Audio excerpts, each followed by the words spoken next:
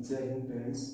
आज की क्लास हमारी 10th क्लास की ट्रिग्नोमेट्रिक रेशियोज पे है, जिसमें हम 10th क्लास की ट्रिग्नोमेट्रिक रेशियोज के कॉन्सेप्ट को समझेंगे। उसके बाद फिर हम ट्रिग्नोमेट्रिक रेशियोज के जो एक्सरसाइज है उनको सोल्व करेंगे। ये जो कॉन्सेप्ट है ये R S Agarwal, R D Sharma, NCERT सभी बुक्स में आपको हेल्पफुल होंगे। तो आपका आप लोगों का टाइम वेस्ट ना करते हुए हम अपने टॉपिक को आगे बढ़ाते हैं।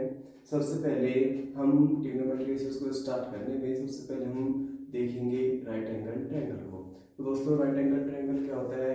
राइट एंगल ट्रायंगल होता है ऐसा ट्रायंगल जिसमें वन एंगल 90 डिग्री होता है। तो मीन्स ये हुआ कि ऐसा ट्रायंगल जिसमें वन एंगल 90 डिग्री। तो मान लीजिए दोस्तों ये आपका 90 डिग्री एंगल हो गया। इसकी नेमिंग कर लेंगे ए बी सी। जहां भी 90 डिग्री एंगल बनता है उसके सामने वाली जो साइड होती है ट्रायंगल की उसको कहते हैं हाइपोटेन्यूस। और जहां 90 डिग्री एंगल बनता है उसको कहते हैं बेस। और जो वर्टिकल साइड होती है उसको कहते हैं परपेंडिकुलर। परपेंडिकुलर कह लीजिए, हाइट कह लीजिए या एल्टीट्यूड कह लीजिए, ये तीनों इसी के ही नाम है, परपेंडिकुलर, हाइट और एल्टीट्यूड। आपको यूज क्या करना है? अगर मान लीजिए आपको राइट एंगल ट्रायंगल की दो साइड दी हुई है तो आपको तीसरी साइड फाइंड आउट करनी होगी इसमें। और तीसरी साइड फाइंड आउट करने के लिए हमारे पास एक थ्योरम होती है जिसको हम कहते हैं पाइथागोरस थ्योरम। तो पाइथागोरस थ्योरम क्या होती है? Pythagoras theorem. पाइथागोरस थ्योरम कहती है कि जी कोई भी ट्रायंगल हो, अगर ट्रायंगल फॉर्म होता है तो जो सबसे बड़ी वाली साइड होती है मीन्स 90 के सामने वाली तो होती है हाइपोटेनियस। तो हाइपोटेनियस स्क्वायर इक्वल्स टू होता है base square plus perpendicular square. अगर आप इसको नेमिंग के हिसाब से लिखना चाहो तो हाइपोटेनस हो जाएगी AC square equals to base है BC स्क्वायर और इसकी परपेंडिकुलर है AB तो AB स्क्वायर।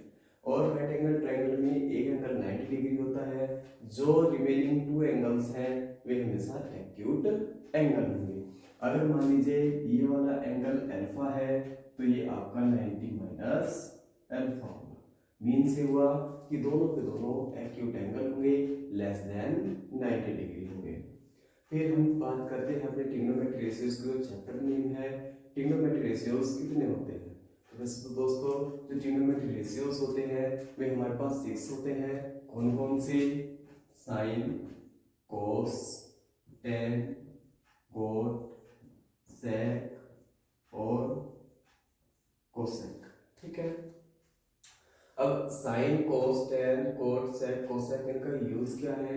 अगर आपको बेस, अगर हमारे राइट एंगल ट्रायंगल में हमने पढ़ा है कि दो साइड गिवन है तो तीसरी हम पाइथागोरस थ्योरम से निकाल लेते हैं। लेकिन इनका क्या यूज है?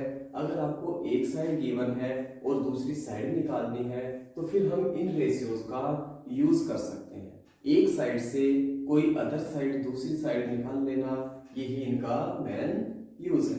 तो देखिए दोस्तों जो साइन होता है ये जो साइड होती है हमारी, अब देखो इसमें ना दो एंगल है, एक अल्फा एक 90 माइनस अल्फा, दोनों एक्यूट है। अगर आप नेमिंग करोगे एंगल सी से, सी पे क्या है? अल्फा। अल्फा के सामने हम परपेंडिकुलर कहेंगे AB को और बेस कहेंगे BC को। लेकिन ये भी तो एक्यूट है, ऐसा भी तो हो सकता है कि एंगल इसके हिसाब से पढ़ा जाए ट्रायंगल में, तो इसके हिसाब से परपेंडिकुलर होगी BC और इसके बेस होगा AB। तो BC हो गया बेस और AB हो गया परपेंडिकुलर। किसके लिए? अल्फा के लिए।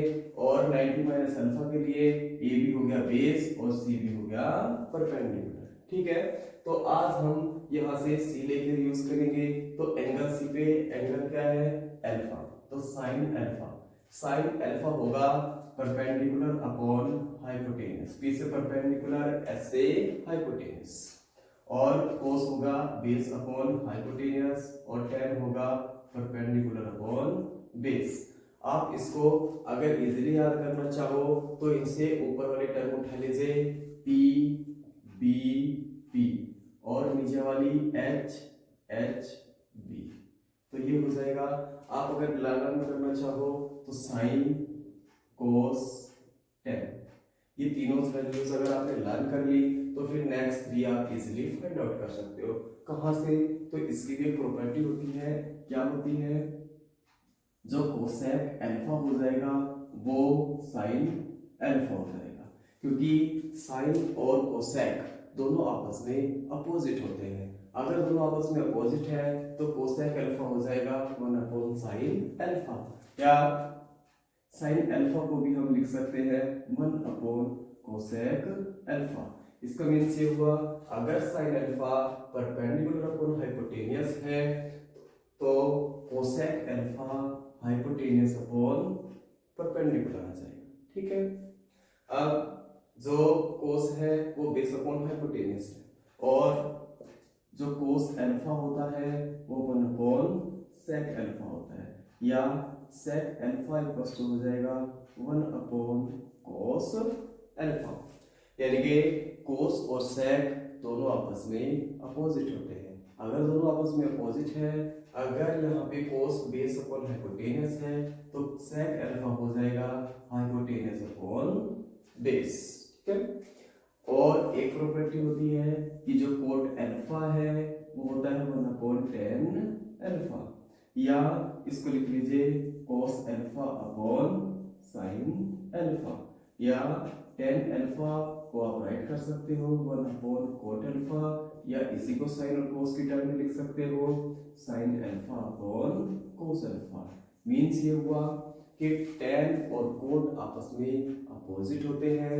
अगर tan alpha perpendicular upon base है तो फिर कोट अल्फा हो जाएगा बेस अपॉन परपेंडिकुलर, ठीक है दोस्तों।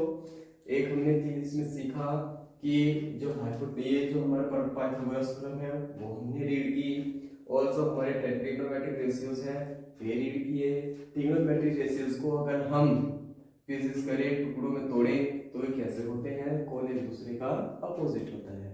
अब हम अगली क्लास में आपको जो आर डी शर्मा की बुक है, आर डी शर्मा बुक है, उसके जो कॉन्सेप्ट है वो तो आज हो गए। तो अगले एक्सरसाइज में हम एक्सरसाइज स्टार्ट करेंगे, ठीक है दोस्तों। जय हिंद दोस्तों, अगले वाली क्लास में मिलते हैं। जय